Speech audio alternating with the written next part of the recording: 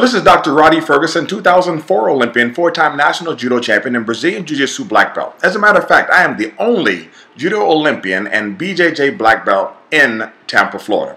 I would like to right now introduce you and welcome you to Tampa, Florida Judo. Please do me a favor and visit us on www.tampafloridajudo.net or just stop by the dojo or give me a call at 813-501-2827.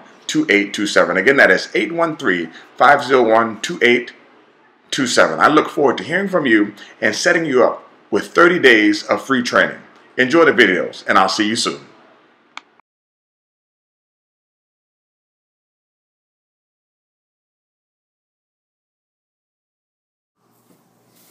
Hello, this is Dr. Rhadi Ferguson, and recently I sent out a survey and I asked, finally, I have a question for you. If you could have a private conversation with me, what two questions would you ask me? Please send me your questions. What two questions would you like to ask me? What do you need help with? I said I won't always be able to answer individually, but I will try to answer some of them in future videos, emails, and my next product for sure. Well, here's the question that I got. It reads, I apologize ahead for asking three questions. A, what do you think of the recent rule change? From what little I know of you and your history, you are someone who adapts to whatever you face. I speak of the leg grabs and grip breaking.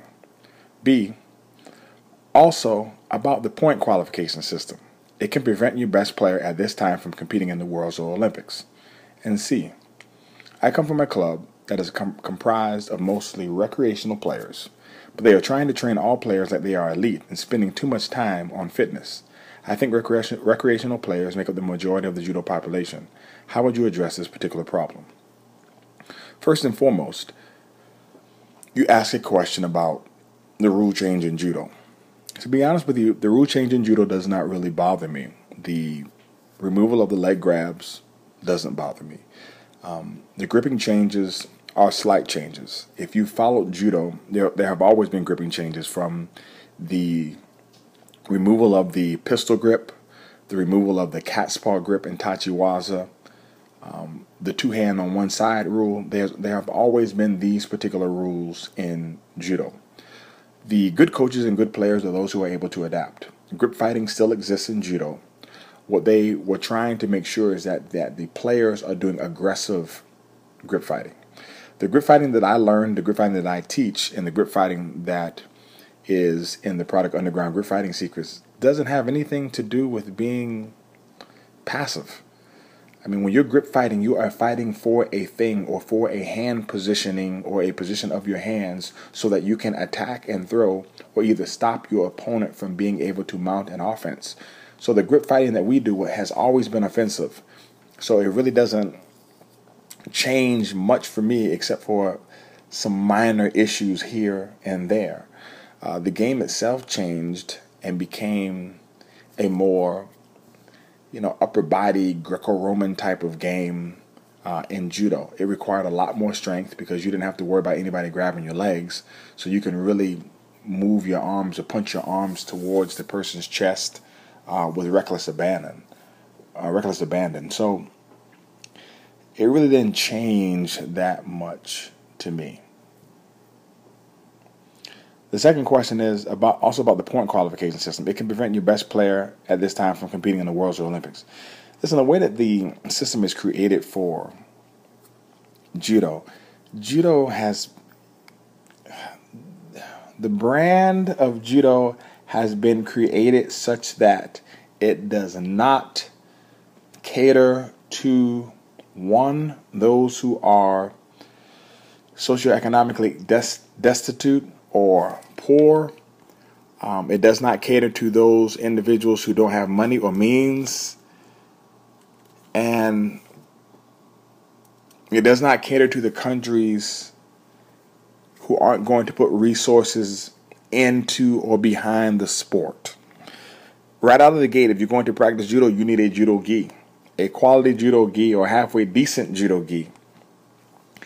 It's about $80 or $100. Most people don't have the $200 for the blue gi and the white gi, and usually you need two. You need 2 white gis and 2 blue gis. When you travel, that's 4 gis. You're looking at 80 times 4, 320 is about $320. And you're looking at anywhere from $99 to $150 a month for judo lessons. Those things are not inexpensive. I mean, yeah, they're not the most expensive thing in the world. It's not like a Rolex watch, but anybody who's going to judo practice more often than not has disposable income. This already creates a divide in those people who can practice a sport and those who cannot practice a sport. Case in point, you don't see a lot of people from a low socioeconomic background practicing hockey. Why? Because there are financial hurdles to hockey. There is, one, your parents have to have time in order to take you to hockey practice. 2, the hockey equipment is expensive. 3, the parents all have to chip in and pay for lessons and ice time. Now, if you're going to do track and field, it just requires shoes and showing up. Basketball, shoes and showing up. Football, the equipment is provided. This, by default and by design, creates the population of people that you see within those sports, especially in the United States. It's very clear based upon our particular system of capitalism and the free market design that we have. Okay? You can see that a certain type of people play certain types of sports based upon the financial hurdles that are created, or the financial colander, if you will, that is created for that particular sport, that kind of sifts the people out and creates the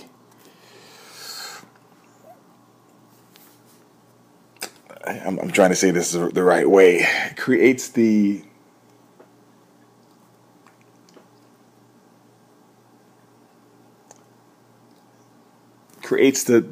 societal makeup that you see for that particular sport. Okay?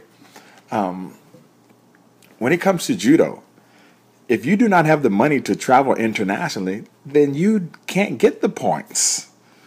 So by default, little Jeffrey, little Larry, or little Tyrone may be one hell of a judoka. They might beat anybody up and down the East Coast, all through the United States. But they might not be able to afford to travel to Venezuela, to places in Europe, to places in Africa. They may not be able to afford to travel like that. Someone else who may be close, almost as good, but who can afford to travel, will by default become a better judo player over time from exposure, from travel, from camps, from training, from parents being able to afford extra outside training opportunities, private lessons. So when you say that sometimes your best player doesn't go, that's not the truth. The best player does go.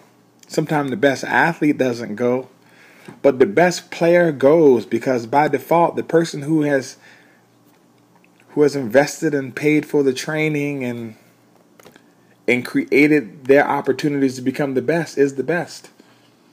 Is that fair? Nope. And I don't subscribe to the theory of meritocracy. Now, I don't tell kids that, because kids need to believe in meritocracy. They need to believe that if you work hard, good things will happen, and if you train, you can go to the Olympics. Well, that's not the truth. But you don't need to reveal that particular truth to a 6, 7, 8, 9, 10, 11, 12, 13-year-old. You don't have to, When somebody gets 18, 19, 20, you can tell them, hey, buddy, you can work as hard as you want to, and you can shoot your shot. If you don't have any money to travel to these tournaments, you're not going to make it. So, buddy, you better get out there, wash some cars, get a side job, a side hustle, or start making some brochures or something to get some people to donate some money to you so that you can have the means to go to these particular tournaments and to get this type of training. Now, the one thing that does exist, not only in America but all over the world, is that if people see you winning, they're more likely to support you. The problem is the people who aren't winning who really need the support. Like if you're winning and you're the number one person in the nation, usually your national governing body has money and resources for you. If you're number 2 and you want to climb up the ladder, you're in a rough spot. And I was there. I was the number 2 person behind Atu Han, and Atu used to get all the funding. So what did I have to do? I had to raise money. Because there is a point where you can't make excuses and you have to make a way. And then you got to shoot your shot. And yes, luck counts too. But to say that the best person doesn't go, yeah, man, the best person does go. Because that's the person that got the points. And that was the best person. And when you put a system in place, you put a system in place to define what is, quote unquote, the best. And that's the system that's in place. Do I agree with that system? It doesn't matter if I agree with it or not. I do know this. In America, we believe in a trial system. We believe that it doesn't matter how many points you have, you need to fight at the trials. And if you win the trials, then you make the team. But the way that the things are set up now, your 4-year process, the whole 4-year quadrennial is the trial. But it's a worldwide trial. And you're fighting for points. And you have to go all over the world and you have to fight for points. And that means that you need to have means and you need to have money in order to do that. Is it fair?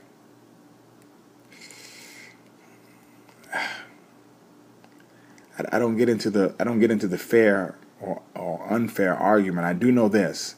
I do know that is the way that it is. And as a coach, I deal with what it is.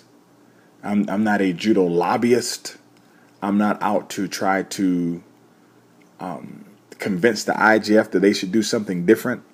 That's not my deal. I'm not out to complain about what goes on or what's happening in judo. My job is to do the same job as other coaches. That's to adapt to the set of rules or tenets that are in place, to coach individuals and teach people so that they can become successful players and coaches, and to spread the quote-unquote gospel of judo, if you will, of how quality the sport is, the things that are available for the sport, and the things that will develop quality character, good morals, and quality people. I mean, that's just the best that you can do. Your third question is, I come from a club that is comprised of mostly recreational players, but they are trying to train all players like they are elite. First and foremost, I'm not sure how they're able to do that, but it's a different animal in and of themselves, in and of itself. I come from a club that is comprised of mostly recreational players, but they are trying to train all players like they are elite and spending too much time on fitness. I think recreational players make up the majority of the judo population. How would you address this problem? That's an easy problem to address. You create 2 teams. You create a competition team and you have your regular recreation team. That way you don't create an environment that is off-putting to the recreational judo player, because you're going to be a recreational judo player longer than you are an elite judo player. Being elite is only available for a small period of time. And even the time when you're trying to become elite, you're still recreational until you actually become elite. An elite judo player requires practice 6 times a week. I can tell you right now that my son practices against some guys who are, for the most part, elite judo players. And I guess my son would be elite, if you will, placing second in the scholastics.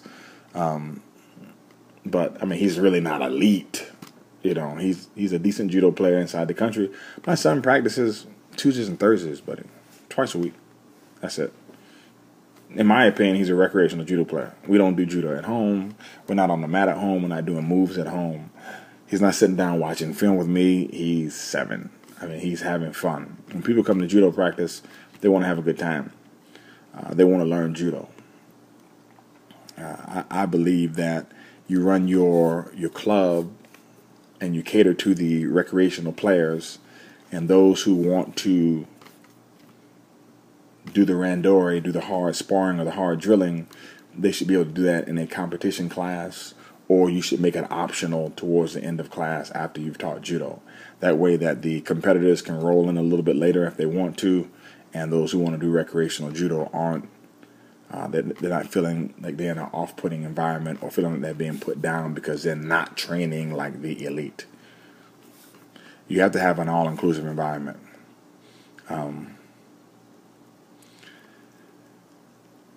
When I read that you say they're spending too much time on fitness, what I hear is that there's not enough teaching going on, because I don't believe there's too much time on fitness. I believe in fitness. Fitness is a very real part of judo, not competitive judo, but just judo, of being a martial artist. I really cringe when I see and I'm going to say it. I have no problem saying it, and people can feel how they want to feel about how I say it. But I cringe when I see the judo player or the judo coach who is really unfit and out of shape and huffing and puffing, and he can't bend over to tie his shoes because his life is off balance. There has to be some balance that is provided with the judo. If you're going to be a martial artist, you got to be a martial artist all the way around. I mean, these things have to apply to your life, and you can't do judo moves without being fit. I mean, judo's not the same as self-defense. We're not doing self-defense here. I mean, we're talking about the art and the sport of judo. It requires for you to be somewhat agile. It requires for you to be knowledgeable. And nobody thinks that when you're 70, 80 years old, you have to jump out there and do the moves. But you should be able to move at 30 years old, 40 years old, 50 years old, not huffing and puffing because you're out of sorts. Okay? So fitness is a real part of it. I don't believe in too much fitness. What I do think is that there may be too little teaching going on, what I think may be a major concern, and that is a matter of curriculum and curriculum development. I think a lot of people get frustrated at judo clubs because the curriculum isn't outlined. For me, my curriculum in my club is outlined. My players know if we're on the case in point. If we're doing Ogoshi, we're doing Ogoshi for about 6 weeks. If we're doing Osoto, we're doing Osoto for about 3 months. Right now, my club, we're doing Sumigaish. Sumigaish and the scissor sweep is on Thursday. The Uchimata, we are introducing Uchimata, but we're still going hard on Koshigaruma, and Osoto Gari is on Tuesday. I'm talking about for the kids class. And that's it. And we've been there for maybe about 4 months. But the parents know what it is. The children know what it is. It's not boring because they know what to expect, and the instruction and the quality of instruction is there, and the building blocks for the next lesson on that particular technique are there. I think that frustration comes from not knowing what's coming next in practice. I don't think it's from too much time on fitness. I think that answers your questions as best as I can answer them. I thank you so much for your questions. I really do. For those who have not had the opportunity to submit some questions, please do. There's the link right at the bottom of this particular YouTube video in the About section, and you can submit your question, and I will do my best to get to that question as I'm sifting through the other ones as well. Take care and have a super fantastic day.